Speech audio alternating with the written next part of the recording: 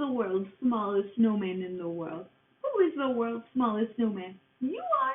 You are. You. Hello, my most fantastic artists, and welcome to Tuesday. Today, we're going to start by checking the artist leaderboard. Today's artist is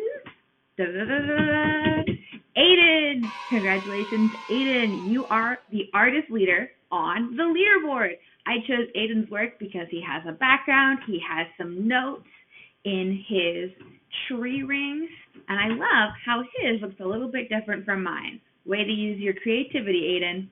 All right, friends, remember, if you want to be chosen as an artist on the artist leaderboard, all you have to do is submit a picture of your artwork that you draw today following the video to Schoology by clicking the yellow button and submitting it to today's assignment. All right, friends, today we are talking all about the word proportion. The word proportion is something that you're going to hear a lot more the older and the further you get into art class. Proportion is something that artists use all the time, and I know you guys are ready for it and you're going to find it super helpful. All right, today, before you get started, you're going to need a piece of notebook paper. I want you to get a piece of paper with lines on it if you can. If possible, get a piece of notebook paper. You're also going to want a pencil. If you have colors like crayons or markers, you can use those too at the end. Today, I am going to be drawing on my iPad, but I am using lined paper inside of my iPad, if that makes sense. You'll see it in the video, so make sure that you have some paper with lines on it because we're going to be using the lines to make things proportional. All right, guys, let's go ahead and get started. Proportion is a word that artists use to explain the size of an object in relation to the size of another object. If you take a look at these two stick figures, they are both the same object, only one is bigger than the other. In art, we would call this size difference proportion. Take a look at the size of this baby chick in relation to the size of the farmer. The chick is a much bigger proportion than the farmer. Sometimes artists use proportion to place an emphasis on the most important character. In this picture, who do you think the most important character is? Is it the farmer or is it the chick? It's probably the chick because the chick is so big. Another example of proportion can be found in the tombs of ancient Egypt. Check out this painting from a tomb wall. In the picture, the biggest person is the pharaoh. If you look closely at this picture, you can see that there are other people in the picture, but they're a lot smaller. They're not smaller because they're kids. They're smaller because they're not as important as the pharaoh. So these artists were using proportion to show importance by drawing the biggest thing as the most important thing. Proportion has another word. The other word for proportion is called scale. Scale means that something is proportional to the size of the real thing or the real object.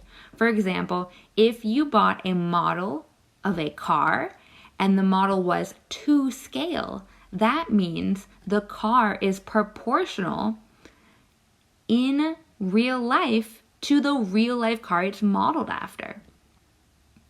Proportion helps us draw by helping us make things look more realistic, by telling us how big things should be compared to other things. For example, if you're drawing a face, you don't want the eyes to be bigger than the ears or the mouth, right? So proportion helps us make things look realistic. Check out this realistic picture of a boy and his dog. This picture looks so realistic because the proportions are realistic.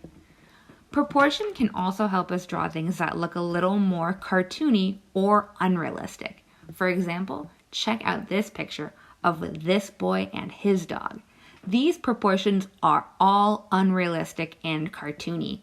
The eyes are tiny, the mouths are tiny, the arms and legs are all bendy. That's proportion used in cartoons. Another way that cartoons use proportion is in manga and anime. There is a style of cartoon called a chibi. A chibi is a cute, stylized, exaggerated drawing of a person. Usually a chibi is made when they take a realistic looking character and they give it a big head, giant eyes, and a little tiny body. This makes the drawing extra cute. This is another example of proportion being exaggerated to make something more cartoony. Today, I am going to show you how to use proportion to draw something that is more realistically shaped. Last week, we made a cartoon-shaped picture. This week, we're going to work on making a picture that looks a little more realistic. Let's go ahead and get started. For this drawing exercise, you're going to need a piece of lined paper and a pencil. Make sure that your paper has 18 lines on it. We're going to start at the top line, the number 1 line, and we need 18 lines underneath it. We are going to draw something that is 3 lines organized by 3 lines by 3 lines. So each part of our person is going to be made up of 3 line chunks. For example, if you start by drawing the head of your person's head should only take up 3 lines on your notebook paper. So go ahead and draw a circle for your person's head that is 3 lines big. Then you're going to draw your person's neck, and your person's neck is going to take up 1 line. When you finish your drawing, your person is going to be 6 heads tall. That means you will have used 6 3-line chunks to draw your person. It'll make sense in a minute. Let's keep going. After you've drawn your head and your neck, you should have used 5 lines on your paper. You might need to pause the video here to check your work and make sure that you're using the correct amount of lines. If you need to, pause the video and count the amount of lines that you see me using and try to match that on your paper. Don't worry too much today about getting your drawing just right. This is your first time trying this exercise, so your drawing might look a little bit less than perfect, and that is totally what we want. We are learning, and we're going to keep learning by practicing new things. So let's keep going with this exercise. Once you've drawn the head and the neck, we're going to move on to the body. The body is going to be 5 lines long. So you're going to draw a rectangle underneath the head and neck that is 5 lines long. On the first line of those 5 lines of the rectangle, so the line right underneath the neck, you're going to draw 2 circles. Then I want you to count 2 lines down and draw 2 more circles. These circles represent the shoulders and the elbows. After you draw the shoulders and the elbows, I want you to count 2 more lines down and draw another pair of circles, one on either side of the body. These 2 circles represent where the hands would be. Now that you've drawn your person's head, shoulders, elbows, hands, arms, and upper torso, it is time to draw your person's legs. Our person's legs start with 4 lines for the thigh. So you're going to draw 2 thighs, one on either side of the body, and both thighs are going to be 4 lines long. Then I want you to draw 1 circle under each thigh, and these circles are going to be the knees. The knees only take up 1 line. After you draw the knees, your next step is to use 3 lines to draw the calf. So you're going to draw a rectangle that is 3 lines long, and these rectangles will be your calves. The very last step is to draw the feet, and you're going to draw the feet using rectangles, but these rectangles are going to be 1 line large.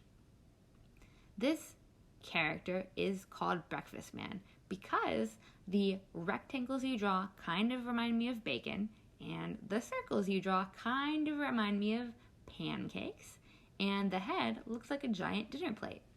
Once you have drawn your breakfast man, you can go ahead and start decorating him. I'll show you how I like to decorate my breakfast man. I like to trace around the shapes that I've drawn to give him clothes and skin, and then I like to go in with my eraser and erase all the parts that I don't want to see, like the circles and rectangles. That way, my person looks a little bit more realistic. And I know you're thinking, well, I don't understand how Breakfast Man helps me. Let me show you a drawing that I did using Breakfast Man so you get a better idea of how Breakfast Man helps you. When you want to draw something more realistic, it's helpful to start your drawing with its bones, or the bones of your drawing. And Breakfast Man is the perfect bones of your drawing to make a realistic looking picture. So if I want to draw a realistic portrait of a character from a show I like, and I want them to be the correct size, I might use a Breakfast Man model underneath my drawing to make sure my drawing looks a little bit more realistic. I'm going to put a timer up on the board, and I want you to work on your Breakfast Man, or maybe even practice a second or third Breakfast Man to get better and better at drawing a realistic looking person. You might need to rewind the video and watch how I draw the Breakfast Man again, or pause the video so you can count the exact lines that you need. Both are A-OK. Make sure that when you're finished drawing and decorating your Breakfast Man, you take a photo of the person and you post it to Schoology. And I just realized I keep calling it Breakfast Man, but Breakfast Man is just a name, like any other name. It could be breakfast person, breakfast girl, breakfast boy, breakfast whatever, as long as it's a person. All right, artists, good luck with this exercise. I know you're up for the challenge. Stay focused, go slow, take your time, and make sure you take a picture of it and post it once you're finished. All right, I'll see you tomorrow for the next video. Good luck!